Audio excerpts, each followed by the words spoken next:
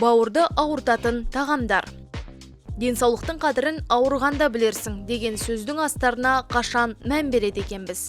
Әдеттегідей ауырмас үшін астан бастаймыз. Өйткені тамақтанған сайын нәр алғанымыз секілді артық тамақ жесек зиян болады. Оның үстіне қазір зиянды тамақтар қосылды. Ол ішкі органдарды екі есе ауыртып, өтті толтырып, бауырды ісіріп, бүйректі отырғызады.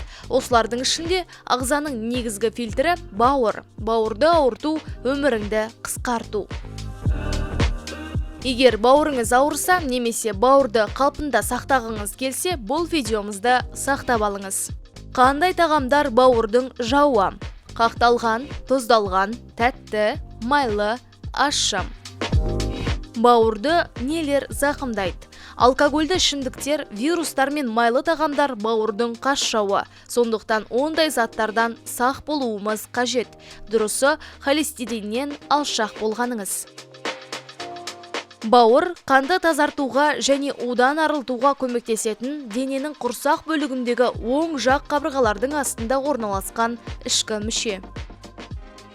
Бауыр бізге не үшін керек? Бауыр адам ағзасының химиялық зертханасы.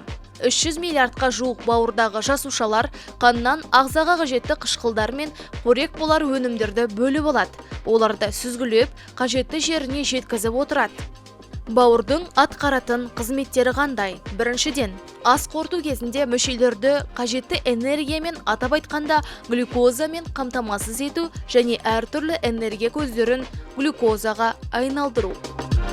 Екіншіден, ағзадағы қажетсіз химиялық қалдықтарды ағзадан шығарып тастау. Үшіншіден, ағзадағы қан жасау немесе жанарту кезінде қан плазмасындағы ақуыздарды синтездеу. Төртіншіден, холестерин мен оның эфирін синтездеу, липидтер мен фосфолипидтерді синтездеу және ағзадағы липид алмасуын реттеу. Бесіншіден, 12 елі ішек пен аш ішектің кейбір бөлігіндегі ас қорыту процесіне қатысатын гормондар мен ферменттерді синтездеу. Алтыншыдан, өт қышқылы мен пигменттерді синтездеу.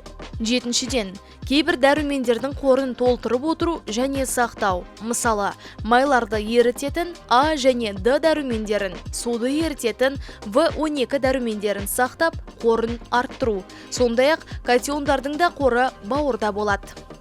Енді не жеймін деп ойланып қалдыңыз ба? Жемістерді жуып жеп, көкөністерді бұқтырып, ақуызды тағамдарды суға пісіріп жей беріңіз.